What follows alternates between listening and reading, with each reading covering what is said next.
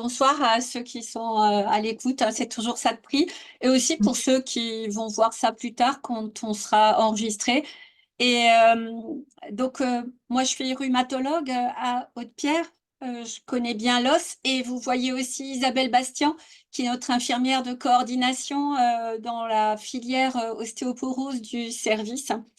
Donc, si vous voulez, j'ai essayé de faire un diaporama qui soit fluide, qui permette qu'on ait les bases ensemble et pour qu'à la fin, on puisse discuter. Alors bon, je vais essayer de me connecter, d'accord? C'est parti.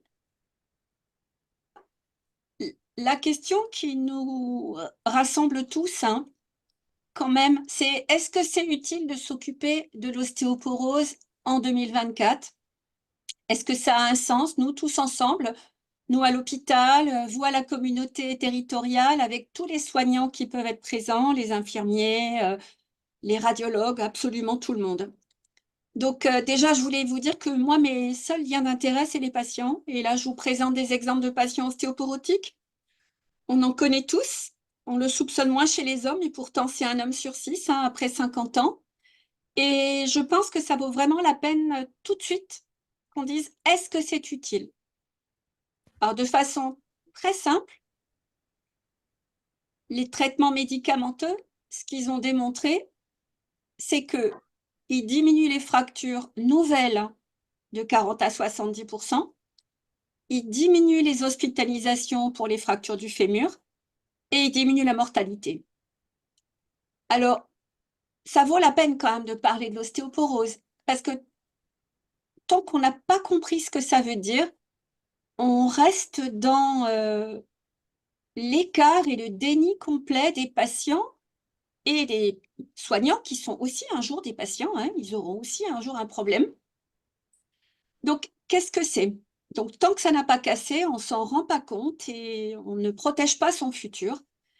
Alors, c'est quoi? C'est moins de masse osseuse. Je vais tout de suite vous dire ce que c'est, la masse osseuse.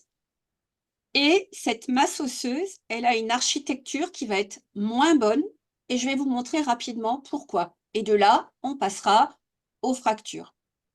Alors, c'est quoi la masse osseuse en termes de scientifiques?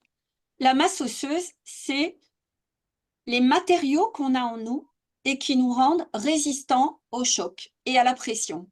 Et ces matériaux, c'est quoi? C'est le calcium. Le calcium, c'est un ion alcalinotéreux, c'est un ion, mais qui est métallique, hein. Vraiment, c'est ça qui compte à ce minéral, il est métallique, il est très résistant. Et en fonction du contenu en calcium qu'on aura dans son corps, on va être plus ou moins résistant.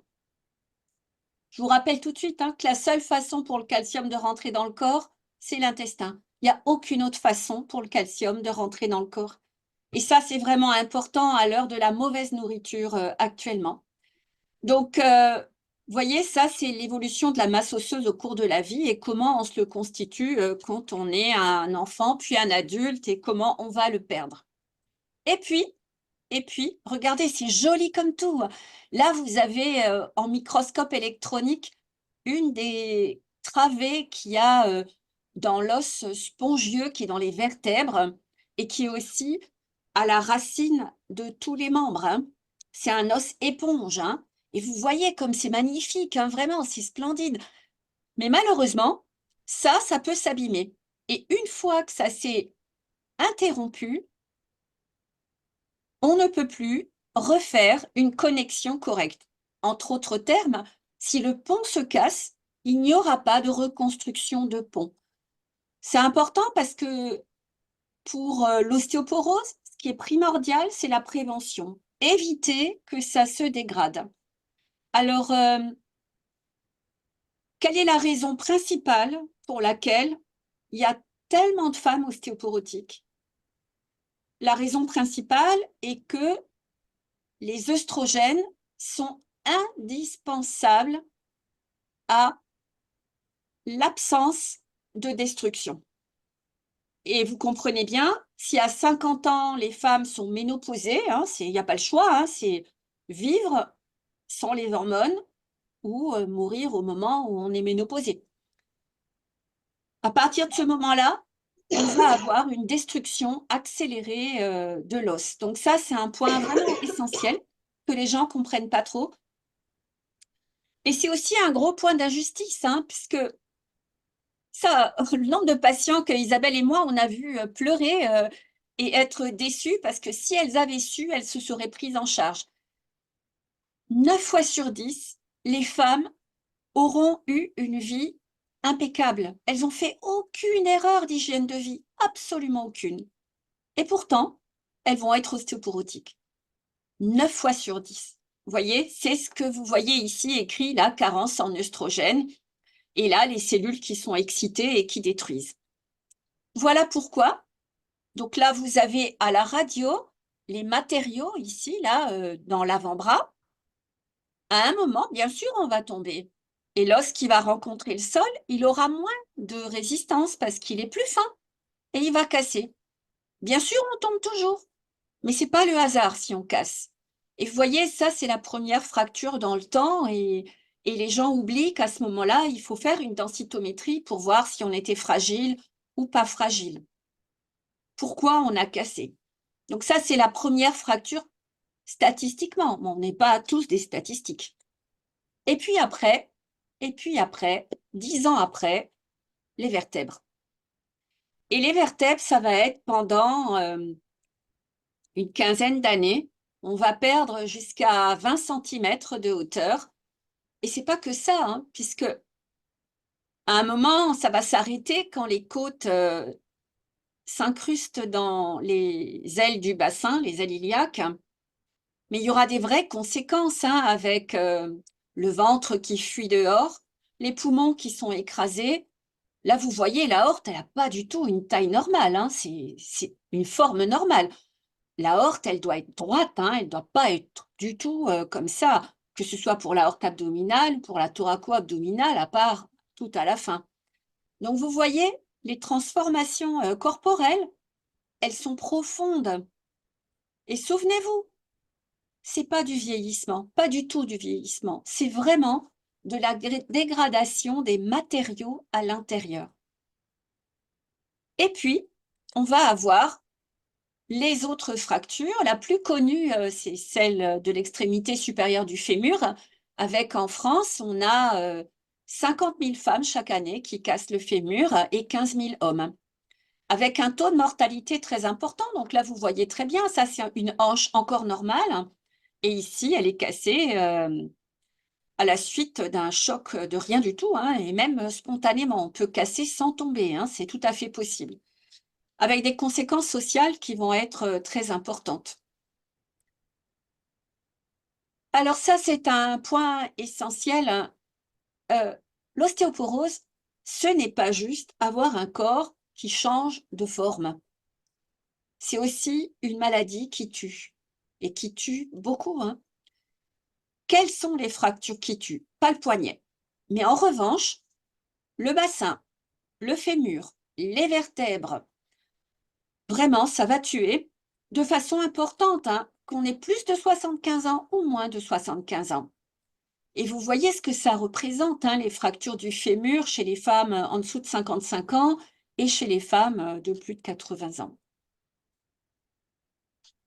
Personne ne se doute, regardez bien ici sur ce schéma, personne ne se doute que la mortalité pour l'ostéoporose à 1 an des fractures sévères est presque la même que la mortalité dans l'année qui suit l'infarctus. Et pas loin pour l'année qui suit le cancer du sein. Donc vous voyez, personne ne peut imaginer que l'ostéoporose, non seulement ça fait mal, ça déforme, ça tue, ça handicape et ça vous fait devoir vous faire mettre en institution. Et pourtant, des maladies aussi graves, ça c'est les données françaises, sorties des données de la sécurité sociale, vraiment très bien enregistrées. Il n'y a en France que 7,3% des fractures qui sont traités pour un traitement anti-ostéoporotique. Voilà, pourquoi une telle erreur? C'est dramatique. Alors là, c'est une publication encore plus récente et regardez, alors HIP, c'est la hanche. Dans les 3 ans qui suivent la fracture de hanche, regardez la mortalité, elle est 33,9%. Les vertèbres 12%, le bassin 25%. Et après quel délai? Après la hanche, en moyenne 18 mois. Est-ce qu'ils sont traités? Regardez, les gens avant de casser, il n'y en avait que 15% qui avaient eu au moins un médicament. Une boîte, une seule boîte. Et quand on continue, après la fracture, bah, ça n'a pas changé, voire même un peu moins. Et plus tard, dans l'année qui va suivre, là, on en est même plus à 6% qui sont encore traités. Donc, honnêtement, c'est à pleurer, hein. Alors, le message qu'on voulait donner avec Isabelle, hein, parce que dans le service, on a toutes les semaines au moins 6 ou 7 personnes fracturées, multifracturées. Le message, c'est que il faut pas abandonner les fractures de vertèbres. Il faut tout faire pour les soigner, les fractures de vertèbres. Rien ne va les redresser. Et de même, après les fractures de hanche, c'est vraiment très important. N'oubliez pas, il y a une deuxième hanche et regardez le délai. La, la deuxième fracture, la contralatérale, en moyenne, ça va être 1 an et demi après. Donc, c'est une urgence, hein. C'est une urgence. Il faut tenter de bien faire si possible. C'est très important. Donc, vous voyez bien, l'ostéoporose, c'est une maladie qui transforme, qui tue, qui handicape avec une dégradation psychosociale, avec des douleurs permanentes, une transformation profonde du corps, hein, et elle mérite d'être traitée. Alors nous, qu'est-ce qu'on pourrait faire? Déjà, si tous ensemble, tous les soignants, les infirmiers qui vont à domicile, ceux qui font les prélèvements pour des laboratoires, se rendent compte qu'on a des choses à dire et que l'ostéoporose, on peut s'en occuper, on peut le prévenir. Alors, à qui il faut penser? Bien sûr, n'importe qui a cassé, c'est remboursé, on peut faire la densitométrie. Bien sûr, avec l'âge, mais vous voyez la valeur de la densité minérale osseuse, elle est essentielle. C'est elle qui nous permet de savoir si le contenu en calcium, donc la quantité de matériaux dans le squelette, est petite ou si elle est normale. On peut comme ça avoir une bonne idée de est-ce qu'il y a des facteurs de risque de fracture. Et bien sûr, à ça vont se cumuler les facteurs de risque de chute, hein. Mais la chute, les soignants connaissent ça par cœur. On n'a pas besoin de leur apprendre quoi que ce soit là-dessus. Alors le drame, c'est que on est en train de voir arriver, nous, hein, dans les services, un tsunami, hein, parce que en 2002, quand l'étude WHI a été publiée, il y avait en France 35% des femmes en post-ménopause qui étaient traitées. Et en 2022, il n'y en avait plus que 6%, hein. C'est une publication française, hein, tout à fait certaine. Euh, et là, on les voit arriver. Encore une patiente, Isabelle pourra vous le dire, hein, il n'y a pas longtemps, qui disait, si j'avais su qu'il fallait prendre ce traitement et que je ne peux pas faire de marche arrière. Eh ben, bon, c'est assez triste, hein, honnêtement, quand on voit ça, mais la prévention, elle est essentielle. Ensuite, quelles sont les autres façons de repérer les patients? Ça, n'importe quel soignant le sait aussi, les corticoïdes. Autre chose, le quatrième point, des gens qui ont cassé dans votre famille. La maigreur, des maladies inflammatoires, le tabac et le cancer du sein avec tous ces traitements. Mais n'oubliez pas, 30% des femmes qui vont casser, 30% de ces femmes, elles ont rien dans leur interrogatoire. Elles sont mais nickel, des gens qui ont fait tous les efforts pour entretenir leur corps et faire le mieux possible dans l'hygiène de vie. Alors voilà la densitométrie, et c'est ce que je vous souhaite à tous de faire, hein, pour avoir l'Instagram de vos os, hein, savoir quel os vous avez hérité de vos parents et qu'est-ce que vous en avez fait? Alors, c'est pas remboursé chez toutes les femmes, après 60 ans, en France. Ça l'est, hein, en Corée du Sud, tout le monde, toutes les femmes après 60 ans ont une densito remboursée et je pense que c'est tant mieux parce que comme ça, on peut repérer, qui est fragile. En tout cas, voilà et je vous montre à quoi ça ressemble un examen bien fait. Regardez-le bien, ça c'est important pour vous. On doit être totalement droit, à moins d'être scoliotique, hein, mais vous voyez une bonne qualité, ça doit être fait en mode A, c'est-à-dire en mode d'acquisition et pas en mode rapide. Et la hanche doit être totalement droite, ici le fémur totalement droit, avec la boîte du col très bien placée contre le grand trochanter là. Alors pourquoi je vous dis ça? Je vous montre juste. Ça, c'est des examens tout récents qu'on m'a montrés. Là, cette patiente, ben, vous voyez bien, elle avait été opérée du dos, hein. C'est cette densitométrie, on peut même plus s'en servir. Bon, là, la scoliose, c'est réglé, le matériel aussi. Et là, cette patiente, elle avait une cimentoplastie. Ça l'a pas empêché d'avoir l'examen. Et là, regardez, ça, c'est un gamin, il a eu l'examen qui a été fait il y a la semaine dernière. Tout est faux là-dedans, absolument tout.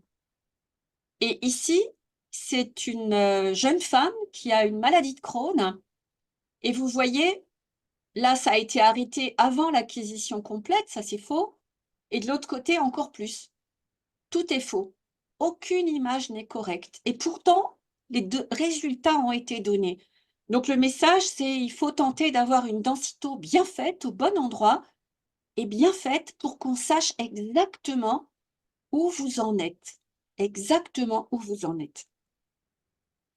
Parce que ces chiffres-là vont être utilisés de façon fiable pour décider ce qu'on va faire. Et vous voyez, quand ce sont les... Vous vous rappelez les fractures sévères dont je vous ai parlé, celles qui tuent, hein, qui vous enlèvent 10 années de vie?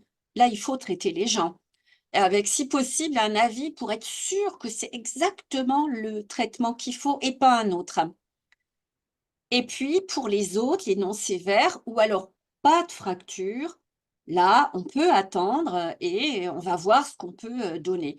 Donc ça, c'est les recommandations françaises. Et ça, c'est pour toutes les années qui restent à vivre, hein. Exactement, vous êtes hypertendu, vous êtes diabétique, eh ben, c'est jusqu'à la fin de votre vie, vous serez traité. Il faut choisir le meilleur traitement si possible. Ce qu'il faut aussi, c'est voir la bouche. L'os, du corps et l'os de la bouche, c'est exactement la même chose, hein. Et là, vous voyez, cette femme de 58 ans, elle n'a pas encore cassé, mais on voit bien, vous voyez, son os a fondu ici, ses dents sont parties. Bon, c'est une fumeuse en plus. Bon là, elle, cette dent, c'est une catastrophe ici. Donc, pour nous, ça va être très important, surtout pour leur dire, avant que tout traitement soit commencé. Ça, c'est ce qu'ils ont fait avec leur os qui était autour de leurs dents.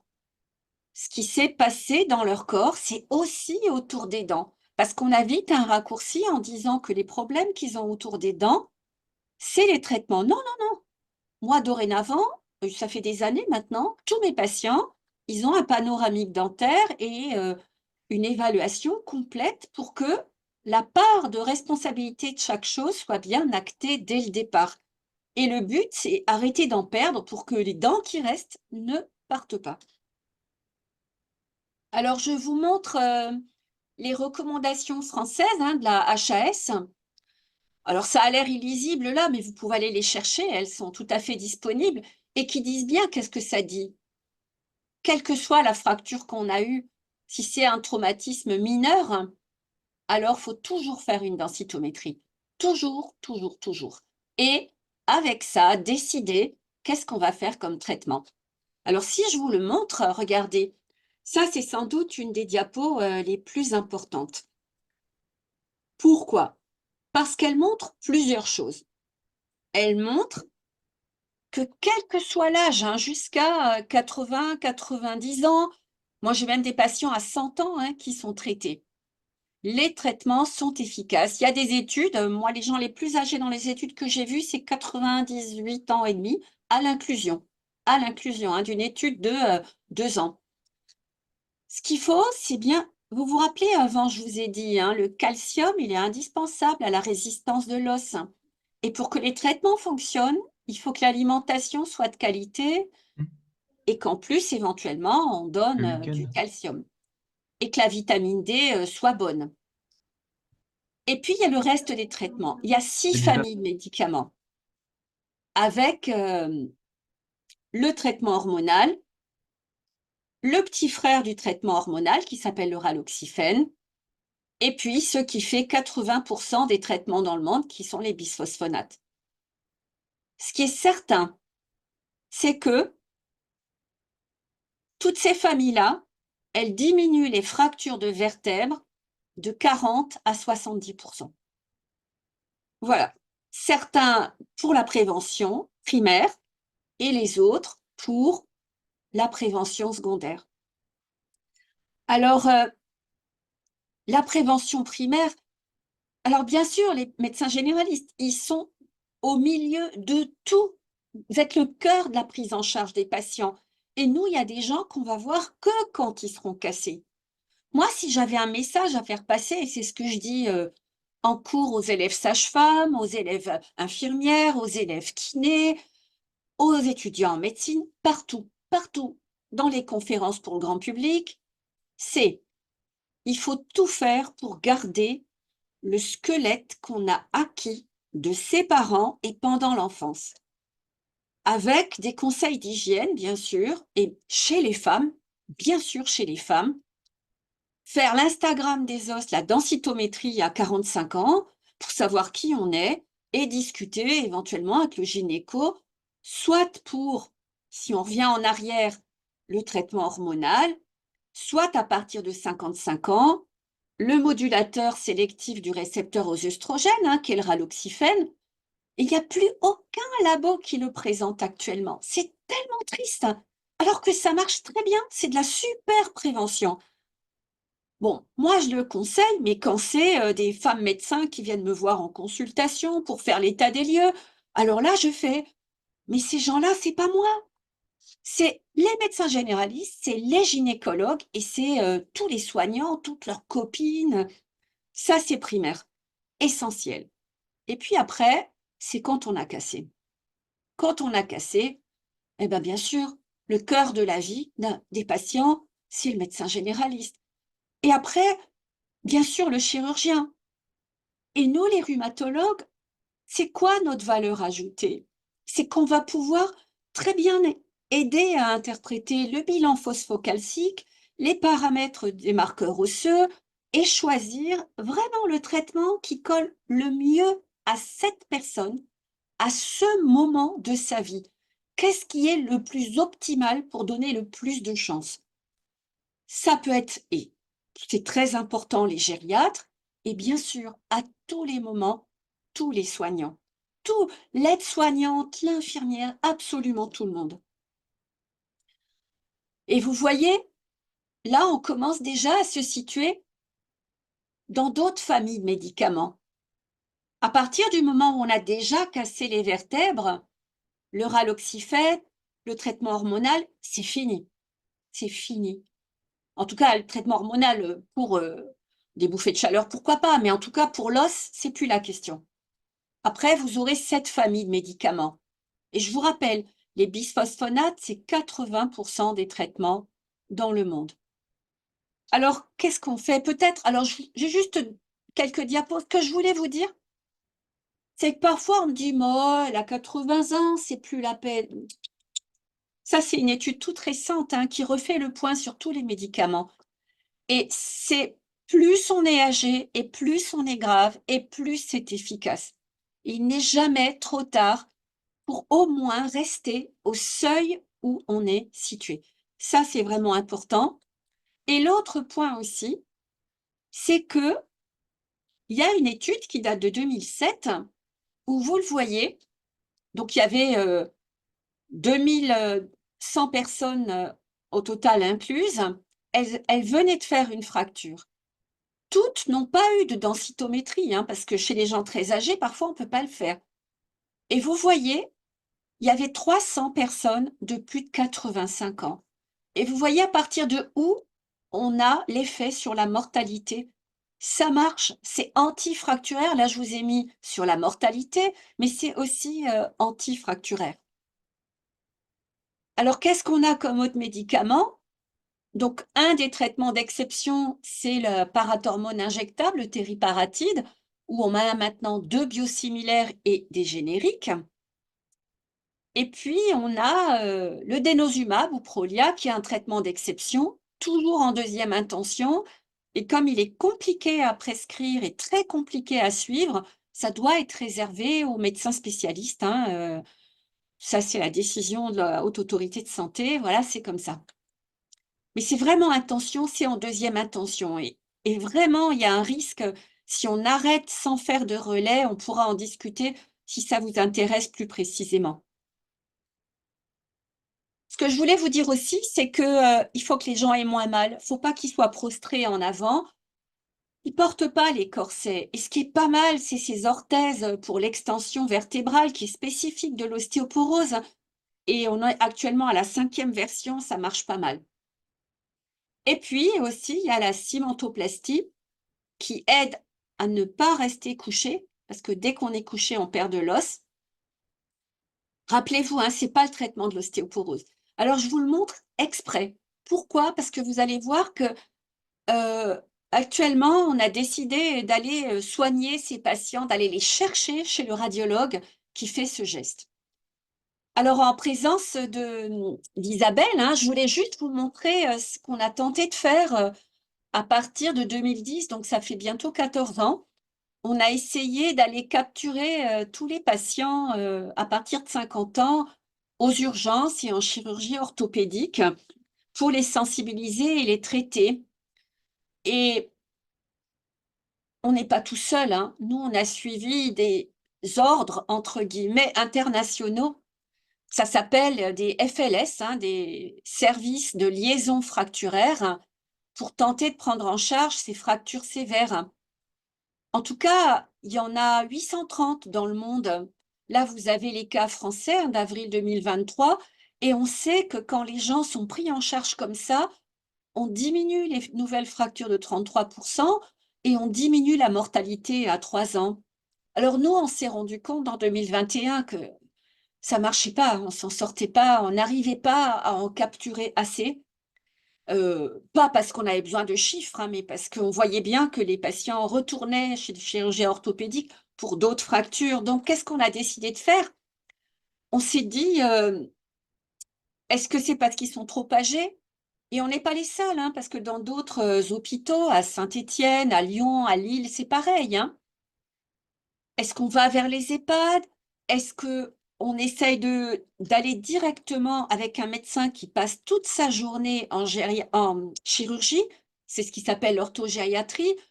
Ben, nos collègues de Saint-Étienne, ils ont dû abandonner parce que malgré tout, ça ne marchait pas. Donc, on a décidé de faire quoi? On a décidé de continuer ce qui marchait bien, à savoir le poignet. Et vous avez vu que le poignet, dans l'âge, c'est super parce que c'est là qu'on peut les attraper avant qu'ils aient cassé les vertèbres, hein. Et surtout, ça évite les vertèbres. Et puis, on s'est dit qu'il fallait qu'on ait comme partenaire, les radiologues interventionnels qui font la cimentoplastie, en tout cas aux hôpitaux universitaires, chez le professeur Gangy. Et on était très contents parce que les gériatres aussi, nous ont beaucoup aidés. Vraiment, c'est merveilleux, hein, qu'on ait un partenariat et une optimisation pour qu'on les implique dans la prise en charge de l'ostéoporose. Je vais vous le montrer après. On voudrait travailler aussi avec les EHPAD et on vient de commencer avec une structure qui travaille avec les EHPAD et on participe à la formation, des gériatres dans le Grand Est, hein, et honnêtement, merci, merci 10 000 fois au président, de votre CPTS, hein, d'avoir accepté, qu'on vous fasse un topo et c'est pas grave, vous êtes 6, ben, on est 6 et puis c'est tout et puis les gens qui voudront après quand ils seront libres et qui l'écouteront et ben, tant mieux. C'est très bien aussi On met le pied là-dedans, on crée un partenariat et c'est top. Alors juste pour vous montrer, hein, vous voyez, si c'est les urgences, est-ce qu'ils sont en ambulatoire à droite en rouge ou est-ce qu'ils sont hospitalisés chez nous ou ailleurs? Et là, nos infirmières coordinatrices, donc Isabelle, qui se montrera après, vous allez voir, on fait des tas de choses, on essaye d'avancer.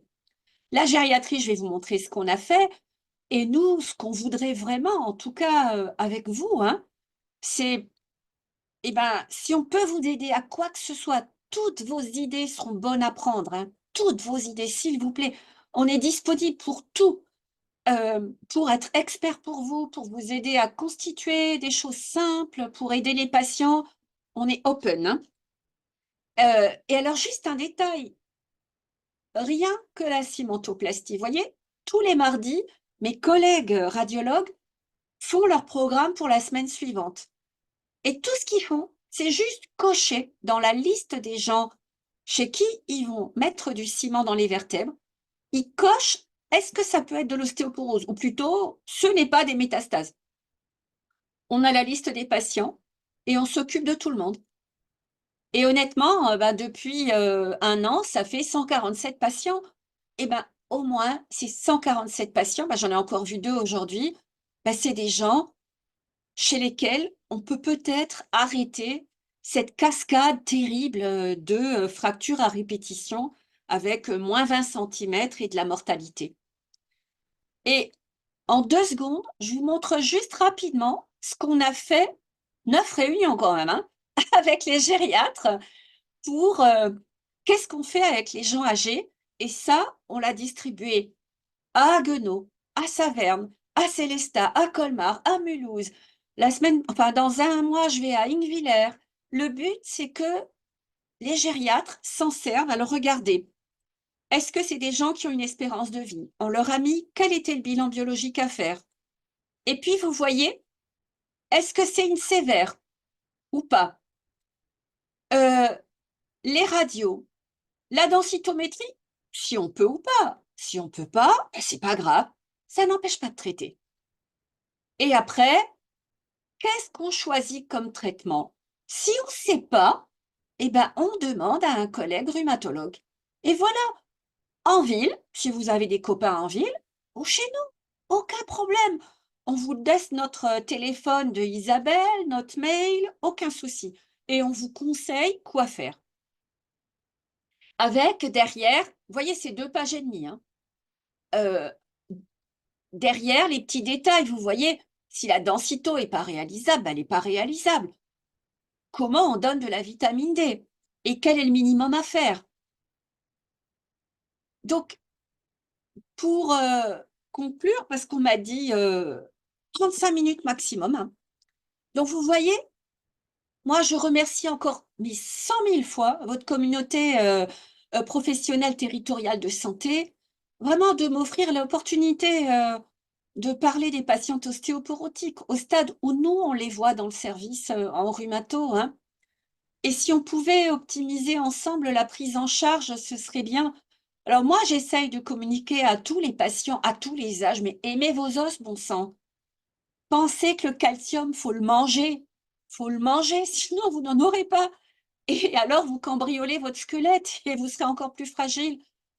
Et voyez, c'est pas le vieillissement, c'est une maladie grave.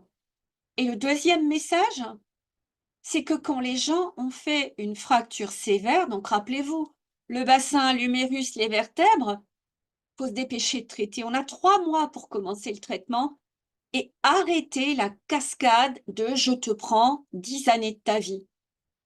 Vous voyez qu'à tous les moments, ah pardon, c'est 1000, hein, là c'est mal écrit, l'apport calcique c'est 1000 milligrammes jour, excusez-moi. Heu, ouais, non, non, là c'est tout ensemble, hein, donc c'est 1000 milligrammes tout compris ou 1200 milligrammes si on est carencé en vitamine D et la vitamine D et bien sûr, c'est personnalisé et ce qui est merveilleux aussi, c'est l'éducation thérapeutique, hein, parce que ça permet, de faire comprendre aux patients, qu'ils ont un rôle à jouer dans la protection de leur vie future, hein. Et la dernière diapo que je voulais vous montrer, c'était celle-ci. nos autorités de tutelle semblent se soucier de tout ça. Et si jamais ça vous intéresse, il y a le QR code en haut à droite de la journée régionale de pertinence Grand Est, où il y aura toute l'après-midi pour l'ostéoporose. Voilà, c'était à peu près ça que je voulais vous dire. Et je pense que c'est vraiment très, très important qu'on ait pu parler de tout ça. Et maintenant, avec Isabelle, on est ouvert aux discussions. Si vous voulez, il n'y a pas de problème. N'importe quelle question est la bienvenue. Et encore merci d'être là et pour les prochains qui vont écouter.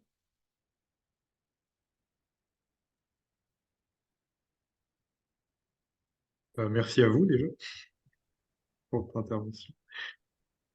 Moi, je peux vous poser une question du coup. Avec Oui. plaisir. Donc, je m'appelle Éloi Chaussade, je suis médecin généraliste à Lingo, Ouais. récemment installé. Euh, et, euh, et du coup, bah, je reprends des dossiers souvent de patientes ou de patients actuellement, parce qu'on a surtout des nouveaux patients et des nouvelles patientes. Mhm. Euh, Concrètement, du coup, les indications de remboursement, moi, ce que j'avais en tête pour les DMO chez les patientes ménopausées, c'était du coup quand il y avait un facteur de risque associé, antécédent au premier degré de fracture de l'extrémité supérieure ou bah, une fracture évidemment antécédent personnel ou bien une corticothérapie. Enfin, voilà.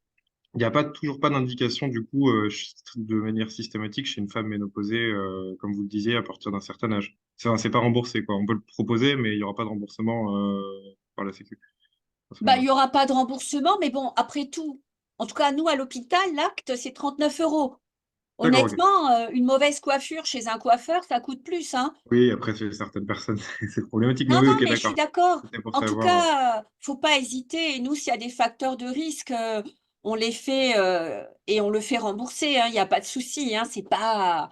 Oui, Si d'accord, vous c'est êtes pas. inquiet, que c'est des gens fragiles avec des chutes, faut pas hésiter, hein.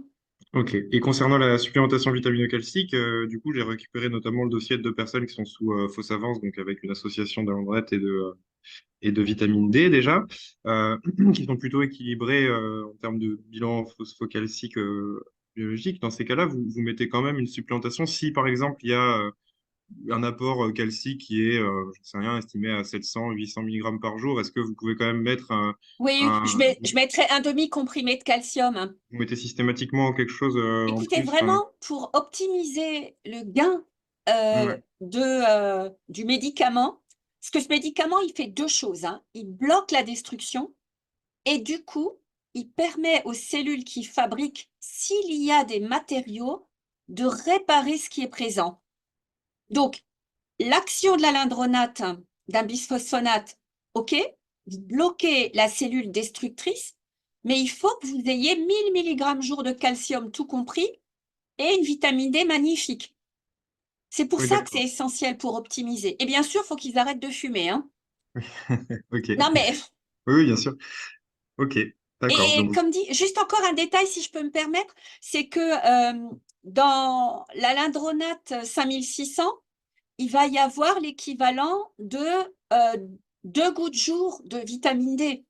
Ça peut ne pas suffire, parce qu'avec les années, la fabrication de vitamine D sous la peau ne marche pas. Et en plus, de toute façon, en Alsace, dans les 2 tiers de l'année, vous ne fabriquez pas de vitamine D. C'est impossible, même quand il y a du soleil. C'est pas la bonne longueur d'onde. Et ces gens-là, s'ils sont pas optimisés, vous leur enlevez la chance au moins de restaurer ce qu'ils ont.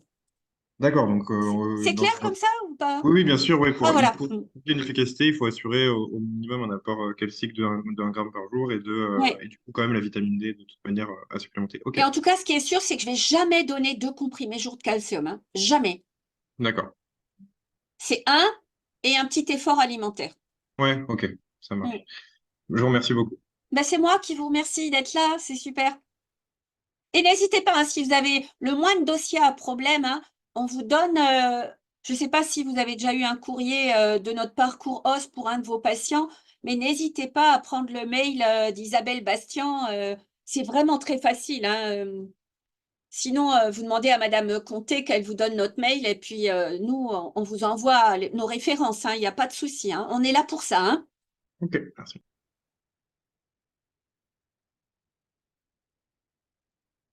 Sinon, je peux donner mon mail, le mail du parcours. Vous pouvez On le éventuellement le donnera mettre à Madame dans Conté, le elle chat. pourra le leur donner, D'accord. hein? Ok, ça marche. Ouais. Enfin, c'est une idée, hein, mais vous Oui, me oui, dites ce qui tout est à fait. mieux, hein. Est-ce qu'il y avait d'autres questions du coup? N'hésitez pas, hein, surtout, il suffit de réactiver vos micros pour prendre la parole. Et quel que soit votre patient, hein, que vous soyez patient expert, que vous soyez infirmière, sage-femme, aucune importance. Oui, On est tous docteur importants. Javier, docteur Javier, excusez-moi, j'aurais une question éventuellement. Oui, Moi, je dites-moi. suis, moi, je suis radiologue. Oui, Je veux dire, donc ça m'intéressait c'était très, très, très intéressant, effectivement, parce que j'avais pas la notion de la gravité au niveau de la survie et du mmh, pourcentage de décès à distance rapprochée d'une fracture. Ça, je l'avais vraiment pas en tête. Vous avez parlé également de la parodontolyse au niveau oui, des ETP. mmh. Ça serait peut-être intéressant que nous, radiologues, on puisse éventuellement suggérer de faire une densitométrie osseuse en cas de parodontolyse sévère. Ça permettrait peut-être de sensibiliser Ah oui, oui, votre dentiste, ou on pourrait allez-y. peut-être éventuellement le rajouter dans le compte-rendu. Pourquoi pas? Non, ce serait une idée éventuellement. Je vais en parler à mes Toutes les collègues. idées sont bonnes à prendre parce qu'il faut que les gens D'accord. comprennent qu'on a des matériaux en soi, on a 1,5 kg de calcium et on va le perdre. Et on va le perdre partout. Et certains signes parlent plus que d'autres. Et après, c'est trop tard. Ce qui est perdu ne reviendra jamais. Oui, oui, Et oui, bien donc, sûr. moi, je suis prête à voir n'importe qui, à former n'importe qui. Si vous voulez un topo avec vos copains radiologues, je viens. C'est très gentil à vous. Non, mais si, c'est Merci. important. Merci beaucoup, docteur Javier. Et pareil pour la densitométrie, hein. Vous avez vu quelques images de densitométrie. Oui, oui, oui, Quand elle est mal oui, oui, faite, j'ai c'est bien une regardé, oui. catastrophe pour nous. Oui, Une oui. Non, mais catastrophe. c'est sûr, il y avait quelques examens là qui n'étaient pas très fameux, effectivement. Mais bon, Eh ben, la voilà. semaine Bah, dernière. si on vous rend ça, ça vous sert pas à grand-chose, ça c'est clair. Mais bon, Ouais, ouais. Mhm. on va éviter de faire pareil. Non, non, mais c'est pas dans ce sens-là que je le dis. Non, C'est non, pour bien sûr. Oui, oui, parce que vous avez vu la gravité, vous avez vu ce que ça nous oui, ramène comme renseignement et à oui, quel oui. point c'est un pilier de la suite pour le Bon. patient. Moi, je vois quand on interprète, disons, sur les dosimétries, les densitométries, pardon, on a tout de même beaucoup d'ostéopénie, parfois à la limite de l'ostéoporose, à la limite des 2,5, et souvent, effectivement, on a carrément de l'ostéoporose franche en dessous de 2,5. C'est pas du tout des choses rares, alors que les personnes qui viennent 50% des ont femmes après aucun 50 symptôme, ans. Et aucun. tout le monde s'en fout. Oui, et puis il n'y a Tout pas le non monde plus de s'en fout, facteur hein. de risque, donc les gens hésitent parfois parce que l'examen n'est pas remboursé, etc. C'est un petit peu compliqué, c'est peut-être dommage ça, mais bon, ça c'est une décision. Bon, voilà. Moi, quand j'explique aux patients, je leur dis, c'est l'art de la maintenance, hein. Il y en a, ils prennent soin de leur peau, de leurs trucs et tout. Non, mais prends soin de ton corps. C'est que lui que tu as. C'est ton meilleur allié, ton pire ennemi. Tu t'en occupes pas, ben, ma foi, D'accord. adieu, hein. Mais merci encore pour ce topo, docteur Javier. Oh, bon. Merci à vous, hein, en tout cas.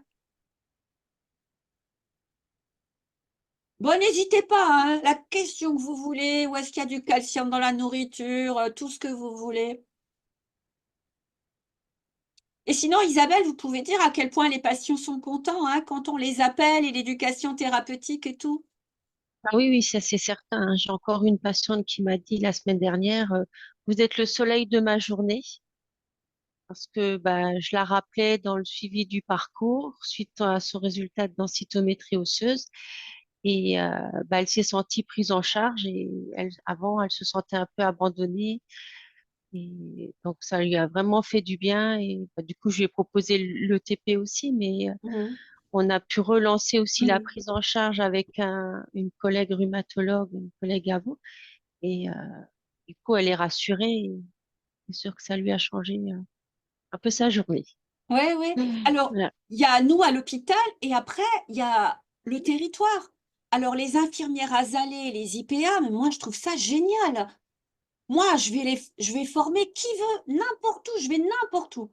Le but, c'est qu'ensuite, quelqu'un qui est convaincu, qui peut aider les autres femmes à ne pas devenir handicapées, à pouvoir être indépendant sans sa vie et mener sa vie, eh ben, c'est top, hein.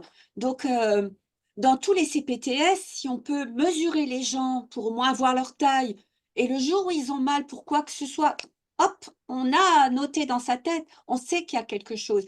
Et moi, je crois beaucoup, j'ai fait une formation là où il y avait les infirmières azalées, et je trouve que c'est génial, hein. Alors normalement, je dois en voir une qui est ici, là, pas loin de mon hôpital, mais franchement, si on pouvait faire une formation globale pour les infirmières azalées, j'y crois beaucoup, hein, beaucoup, beaucoup, hein. Donc si vous connaissez quelqu'un, Madame Comté, hein, vous me dites, hein, moi, je suis partante. C'est noté. Bah, en tout cas, merci parce qu'effectivement, c'était un topo très riche et très complet. Donc, merci beaucoup à vous. Je ne sais pas si du coup, parmi les présents, il y a encore une question. Ou pas, n'hésitez pas. Et sinon, évidemment, du coup, ce webinaire sera disponible en replay et je vous demanderai effectivement l'adresse mail dédiée pour le parcours. Comme ça, je la diffuserai auprès des professionnels. Et la question aussi, c'est si jamais il y avait besoin s'il y a des questions précises, si les gens l'ont regardé ensuite en replay, s'il y a des questions, faut pas hésiter à me les envoyer avec les adresses mail et puis je répondrai, puis on verra. Honnêtement, le but, c'est voir comment on peut diffuser, avec le peu de moyens qu'on a, la sensibilité dans le territoire. Voilà, juste ça, la sensibilité dans le territoire. Voilà. Ben, vous savez tout. Merci Au beaucoup, revoir, hein. bonne soirée. Merci Très bonne Isabelle. soirée, Merci. Au revoir, Merci. merci. Au revoir.